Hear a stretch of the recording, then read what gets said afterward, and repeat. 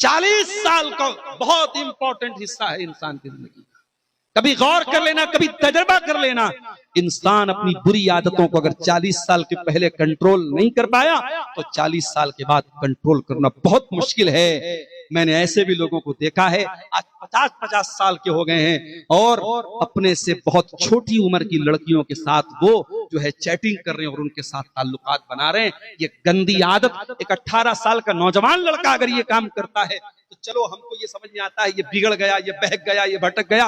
50 साल का एक बाप जो खुद जवान बेटी का बाप है, अगर वो इस तरीके की हरकत कर रहा है, इसको बिगड़ना नहीं कहते हैं, इसको बहकना नहीं कहते हैं, इसको जज्बात में आना नहीं कहते हैं। इसका मतलब ये हो गया कि अब उस इंसान के सुधरने का चांस बहुत कम है। मेरे बुजुर्गों, मैं बड़े अदब के साथ कहना चाहूंगा, समाज की छत आप हैं, आपकी इस्लाह के बगैर समाज की इस्लाह नहीं हो सकती। अपने बुजुर्गों से भी एक बात कहना चाहूंगा, आप हमारे बड़े हैं, कौम के बुजुर्ग हैं। मकान को 3 चीजों की जरूरत पड़ती है। मकान की छत ना हो तब भी मकान अधूरा रहेगा। मकान का पिलर ना हो तो छत गिर जाएगी, छत भी बाकी नहीं रहेगी।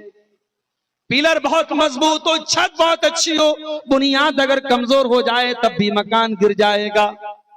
ओ मेरे बुजुर्गों, आप इस कौम की छत की तरह हैं, आपके साए में इस कौम के नौजवानों को जिंदगी गुजारना है। ओ मेरी कौम के बुजुर्गों, अपनी बुजुर्गी का ख्याल किया करो, अपनी बुजुर्गी पर कोई धब्बा न लगने देना। ओ मेरी कौम के बुजुर्गों, जब आप सिगरेट के कश लेते हो, आपका नौजवान सोचता है हमारे चाचा भी सिगरेट पी रहे, हमारे ताया भी सिगरेट पी रहे, हमारे दादा भी बीड़ी पी रहे। आपका ये हराम काम करना, ये गलत काम करना नौजवानों को गलत रास्ते पे डाल रहा है। जब 60 साल का बूढ़ा सैलून में जाके क्लीन शेव करा करके दाढ़ी साफ करवा लेता है, कौम के नौजवानों को लगता है हमारा बाप भी तो दाढ़ी क्लीन करा रहा है, हमारा चाचा भी तो दाढ़ी क्लीन करा रहा है। ओ कौम के बुजुर्गों, आपको कौम के लिए आइडियल बनना है, आपको कौम के लिए नमूना बनना है। अल्लाह के प्यारे नबी फरमाते हैं, लैसा मिन्ना मल्लम यरहम सगीरना वलम युक्किर कबीरना।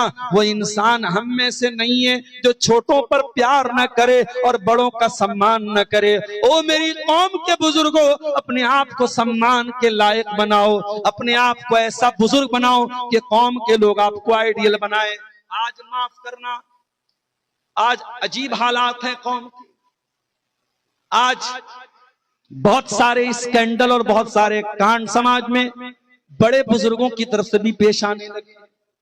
और मैं आपकी तवज्जो कुरान के 26वें पारे की तरफ लेके जाना चाहता हूं। 26वें पारे में अल्लाह ताला ने इंसान की जिंदगी का एक बहुत अहम मोड़ का वाकया बयान किया। अल्लाह ने फरमाया, वो वस्सैनल इंसान बिवालिदैहि, हमने इंसान को हुक्म दिया कि अपने माँ बाप के साथ तू अच्छा सलूक कर। हमलत उम्मुहु कुरहा, तेरी माँ ने बड़ी तकलीफों के साथ तुझको पेट में रखा। अच्छा, कभी आपने गौर किया, अल्लाह ने कुरान में जहां पर भी माँ बाप का जिक्र किया है, कुर्बानी अल्लाह ने माँ की बयान की, बाप की बयान की। क्या बाप कुर्बानी नहीं देता? बाप भी बहुत कुर्बानी देता है, मगर बाप की सारी कुर्बानियां एक तरफ और माँ का 9 महीने अपने पेट में रखना एक तरफ। हमलतुम्मुहु कुरहा, तेरी माँ ने बड़ी तकलीफों के साथ तुझको अपने पेट में रखा। व वज़अतहु कुरहा, और दुनिया की सबसे बड़ी तकलीफ उठा करके तेरी माँ ने तुझको जन्म दिया। हजारों कुंटल का बोझ किसी के ऊपर डाल दिया जाए, उतनी तकलीफ नहीं होती जितनी तकलीफ एक माँ को बच्चे को जन्म देने के टाइम होती है। हजारों कुंटल और हजारों टन के बोझ से ज्यादा बड़ी तकलीफ एक माँ अपने बच्चे को जन्म देने के टाइम उठाती है। और ये जब माँ बच्चे को जन्म देती है, माँ की जान भी जा सकती है, माँ खत्म भी हो सकती है। माँ अपनी जान को खतरे में डाल के अपने बच्चे को जन्म देती है। ओ माओ को भूल जाने वालों, ओ माओ को गालियां देने वालों, ओ माओ से रिश्ता तोड़ के बैठ जाने वालों, ओ माँ से नाराज हो के माँ से बोलचाल बंद कर देने वाले बेटों और बेटियों, काश के तुम जानते माँ की कुर्बानी कितनी बड़ी है।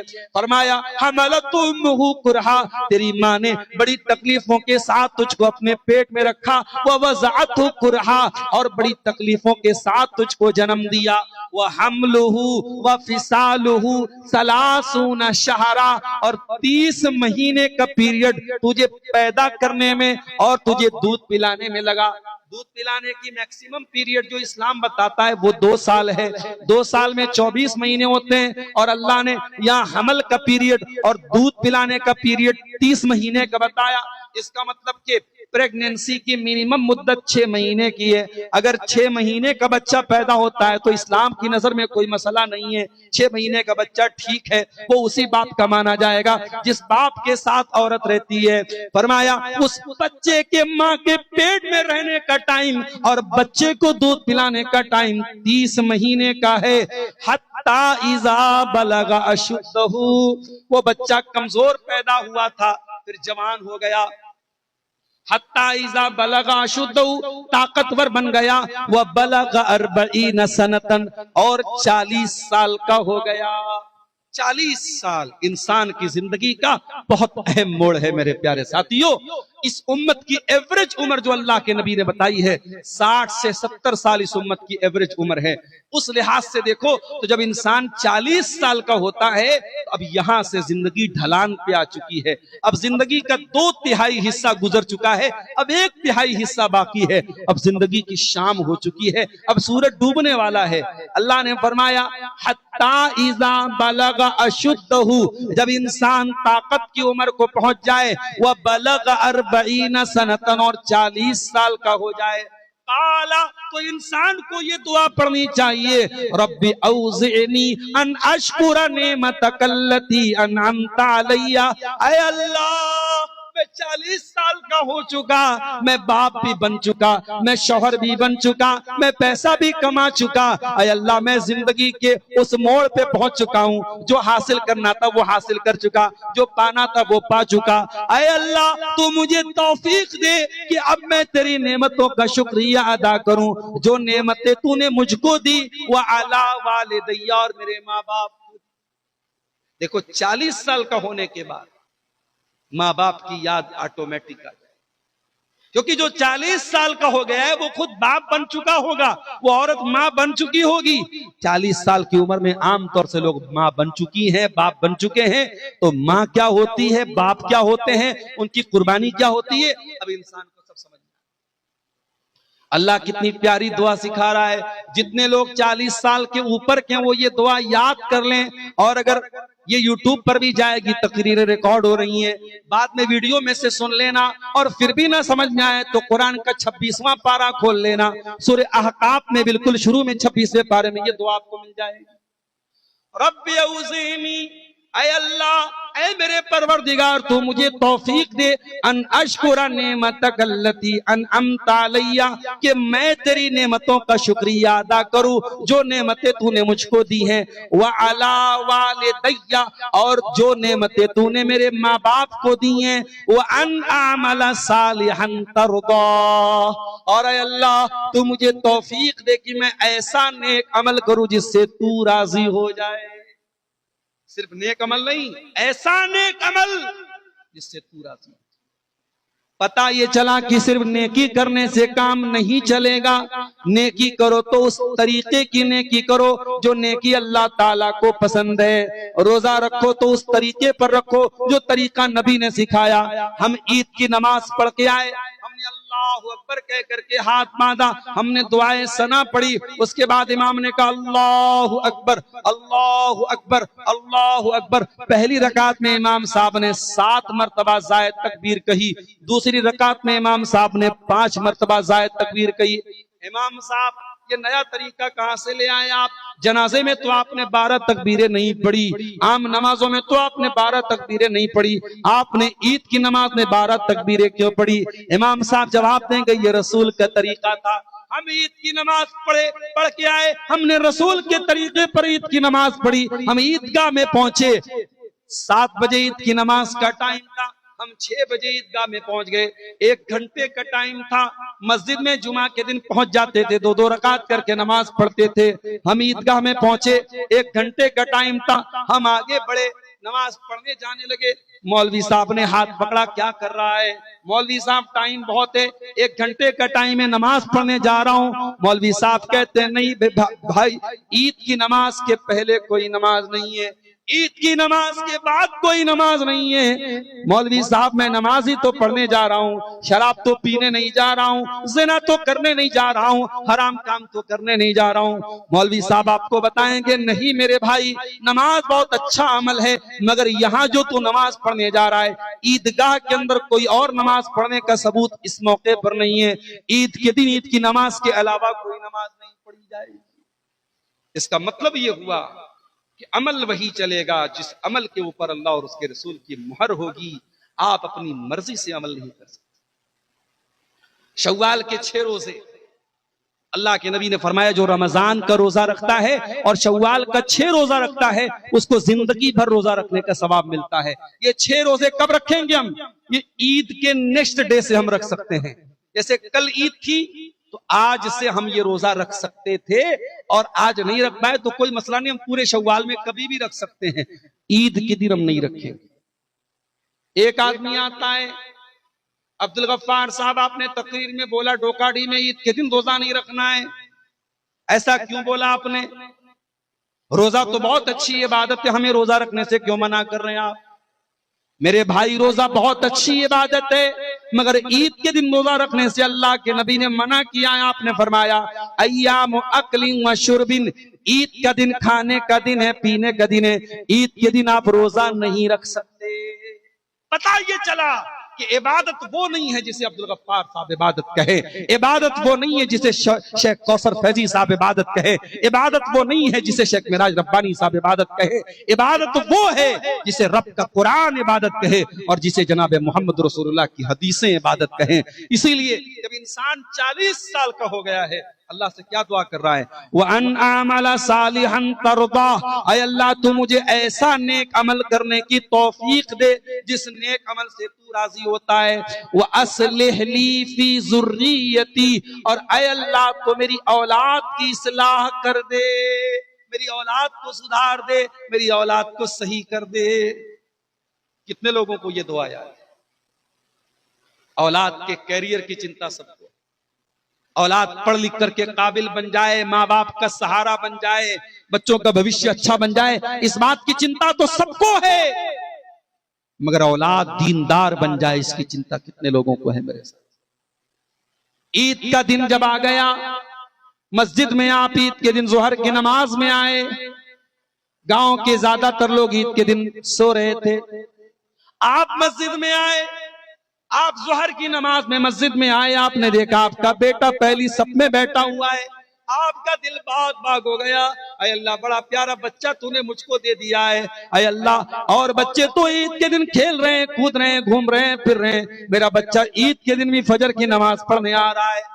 ईद का दूसरा दिन आया, फजर की नमाज में आप मस्जिद में पहुंचे, आपने ठंडे ठंडे पानी से वजू किया, आप मस्जिद में आए, आप फजर की नमाज पढ़ने के लिए मस्जिद में आए, आपने देखा आपका बेटा पहली सफ में बैठा है, आपका दिल बाग बाग हो गया। अय अल्लाह, मेरा बेटा रमजान के बाद भी नमाज की पाबंदी कर रहा है। मेरे प्यारे भाइयों, इसको कहते हैं नेक औलाद। माँ घर से निकलती है, पर्दे में निकलती है, निकाब में निकलती है, लड़की 12 साल की हो गई, लड़की जवान हो गई, लड़की को पीरियड आने लगा, लड़की बालिग हो गई, लड़की खुद माँ से कहती है अम्मा मुझे नकाब ला के दे दो, अम्मा मुझे हिजाब ला के दे दो, मैं बेपर्दा घर के बाहर न निकलूंगी, मैं बेहिजाब घर के बाहर न निकलूंगी। 12 साल की लड़की है, समाज की सारी लड़कियां 12 साल की उम्र में खेल रही हैं, कूद रही हैं, भाग रही हैं। 12 साल की बच्ची माँ से कहती है अम्मी जान मुझे नकाब ला के दे दो, मैं बेनकाब घर से नहीं निकलूंगी, मैं बेहिजाब घर से ना निकलूंगी। ऐसी बेटी को देख के माँ का दिल बाग बाग हो जाता है। इसीलिए कुरान कहता है कि अल्लाह के मुत्तकी बंदे वो लोग हैं वल्लज़ीन यक़ूलून रब्बना हब लना मिन अज़वाजिना व ज़ुर्रियातिना क़ुर्रता आयुन। अल्लाह के मुत्तकी बंदे ये दुआएं करते हैं कि ऐ परवरदिगार, हमारे बीवी बच्चों को हमारी आंखों की ठंडक बना दे। वजअलना लिल मुत्तकीना इमामा, और अल्लाह हमें मुत्तकियों का इमाम बना दे। ऐसे बच्चे मेरे प्यारे साथियों जब मिलते हैं तो बाप का दिल और माँ का दिल, उनकी आंखों को ठंडक मिलती है और उनके दिल को सुकून मिलता है। जब इंसान 40 साल का हो जाए तो उसको ये दुआ करनी चाहिए, वो अस्लिह ली फी ज़ुर्रियती, ऐ अल्लाह तू मेरी औलाद की इस्लाह कर दे। इन्नी तुब्तु इलैका व इन्नी मिनल मुस्लिमीन, ऐ अल्लाह मैं तेरी बारगाह में तौबा करता हूँ और मैं सच्चा पक्का मुसलमान हूँ। ये बड़ी प्यारी दुआ है। बुजुर्गों से कहना चाहूंगा, 40 साल के पार जो लोग हैं वो ये दुआ याद कर लें, और जब दुआ के लिए हाथ उठाएं तो ये दुआ जरूर पढ़ा करें। और ये भी नोट कर लो, उलमा ने लिखा है कि 40 साल का जो पीरियड होता है इंसान की जिंदगी का, ये बहुत ही महत्वपूर्ण होता है, बहुत ही इंपॉर्टेंट होता है। 40 साल के बाद भी जो आदमी सड़कों पर बैठ करके दूसरों की बहन बेटियों को घूरेगा, उस इंसान की नजरबाजी कब्र में जाने तक सुधरने वाली नहीं। 40 साल के बाद भी जो इंसान शराब पी रहा है वो कब्र में जाएगा तब भी शराब पीता हुआ दुनिया से जाएगा। 40 साल का बहुत इंपॉर्टेंट हिस्सा है इंसान की जिंदगी का। कभी गौर कर लेना, कभी तजर्बा कर लेना, इंसान अपनी बुरी आदतों को अगर 40 साल के पहले कंट्रोल नहीं कर पाया तो 40 साल के बाद कंट्रोल करना बहुत मुश्किल है। मैंने ऐसे भी लोगों को देखा है, आज 50-50 साल के हो गए हैं और अपने से बहुत छोटी उम्र की लड़कियों के साथ वो जो है चैटिंग कर रहे हैं और उनके साथ ताल्लुकात बना रहे हैं। ये गंदी आदत, एक 18 साल का नौजवान लड़का अगर ये काम करता है तो चलो हमको ये समझ में आता है ये बिगड़ गया, ये बहक गया, ये भटक गया। 50 साल का एक बाप जो खुद जवान बेटी का बाप है, अगर वो इस तरीके की हरकत कर रहा है, इसको बिगड़ना नहीं कहते हैं, इसको बहकना नहीं कहते हैं, इसको जज्बात में आना नहीं कहते हैं। इसका मतलब ये हो गया कि अब उस इंसान के सुधरने का चांस बहुत कम है।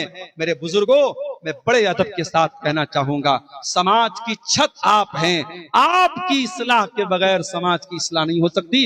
इसलिए बुजुर्गों, आपको अपनी इस्लाह करनी पड़ेगी। समाज को अगर नमाजी बनाना है, बुजुर्गों को नमाजी बनना पड़ेगा।